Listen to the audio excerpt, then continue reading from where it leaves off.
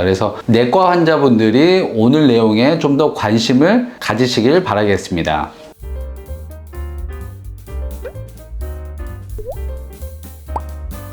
네, 안녕하세요. 강남 에이스안과 신경훈 원장입니다. 자, 오늘의 주제는 그레이브스 병입니다. 자, 이름이 좀 특이하긴 하죠. 자, 안과 질환이 포함된 병이긴 한데 사실 그레이브스 병은 내과 질환의 원인에 의해서 눈에 영향을 미치는 질환입니다. 그래서 내과 환자분들이 오늘 내용에 좀 더 관심을 가지시길 바라겠습니다.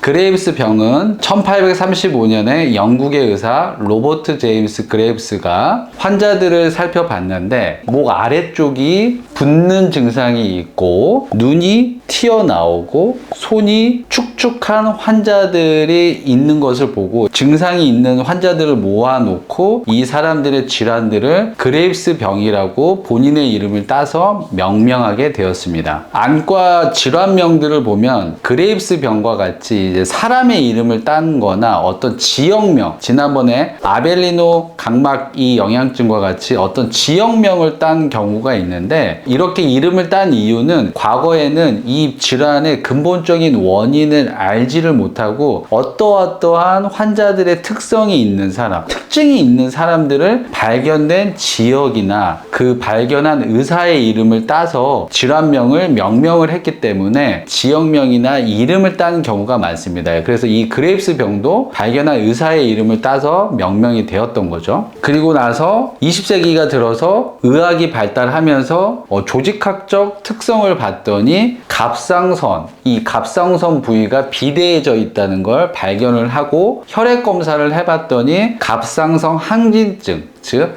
갑상선에서 분비되는 호르몬들이 매우 많이 높아져 있는 것을 보고 이거는 갑상선과 연관이 있구나. 그리고 갑상선의 기능이 항진되어 있는 갑상선 항진증에 의해서 생기는 특성이구나. 그리고 그 특성에는 목이 붓고 눈이 튀어나오고 손발이 축축해지는 증상이 있구나. 그래서 명명이 이제 바뀌게 됩니다.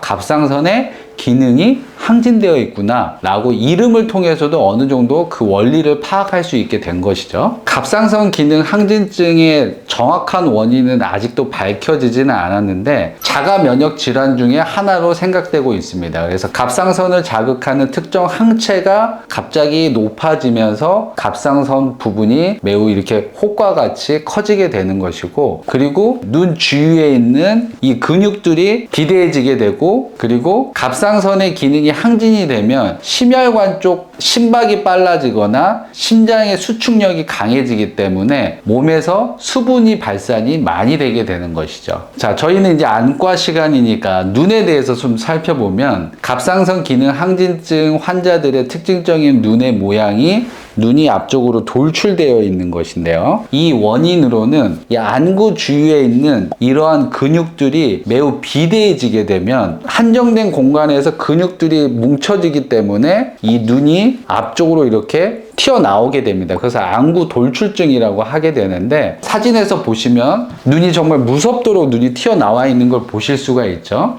자, 물론 일부 환자들, 근시 환자들, 축성 근시인 환자들은 이 눈이 길어지기 때문에 눈이 좀 커 보이고 눈이 앞으로 돌출되어 있는 환자들도 있습니다. 근데 그거는 눈이 전체적으로 앞으로 돌출되는 게 아니고 근시 환자들은 눈이 길어지기 때문에 앞쪽으로 눈이 돌출되는 거고, 갑상선 기능 항진증에 의한 눈이 돌출되는 갑상선 암병증의 경우에는 눈 전체가 앞쪽으로 튀어나오게 되는 것이죠. 그러면서 눈 뒤쪽에 있는 시신경이 눌리게 돼서 시력도 떨어지는 현상을 보이게 됩니다. 이런 갑상선 기능 항진증에 의해서 눈이 돌출되는 것을 갑상선 암병증이라고 하는데, 과거에 비해서 현재는 흔하지는 않지만 그렇다고 드물지도 않습니다. 그래서 많은 환자분들이 갑상선 암병증을 가지고 있는 것으로 보고되어 있는데요. 이 갑상선 암병증의 경우에는 실제로 실명하는 환자들도 있기 때문에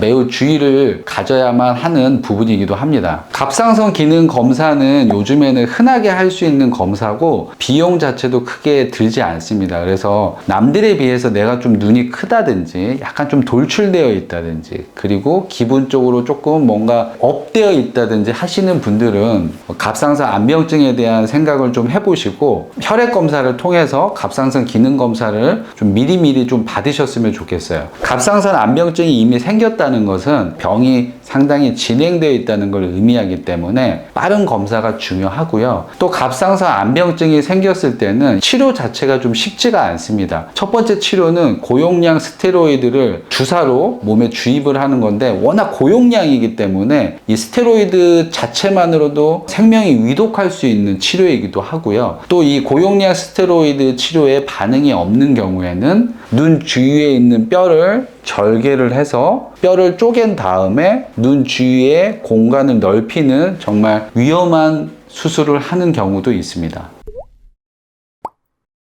자, 제가 블로그에서도 말씀드리고 이전 영상에도 말씀드리지만 항상 건강은 건강할 때 지키는 게 중요합니다. 갑상선 기능 항진증이 오는 거는 어쩔 수가 없습니다. 근데 갑상선 기능 항진증이 왔는데 갑상선 암병증까지 진행하는 거는 내 몸에 병이 있는 걸 알면서도 그걸 예방하지 못하는 거죠. 본인이 갑상선 기능 항진증이 있다고 하시면 항상 눈이 혹시 돌출되는지 잘 지켜보시고요. 눈이 돌출되어 있는 환자분들 은 미리미리 갑상선 기능 검사를 받아보시길 바라겠습니다. 자, 오늘 시간이 유익하고 도움이 되셨다면 좋아요와 구독을 눌러주십시오. 고맙습니다.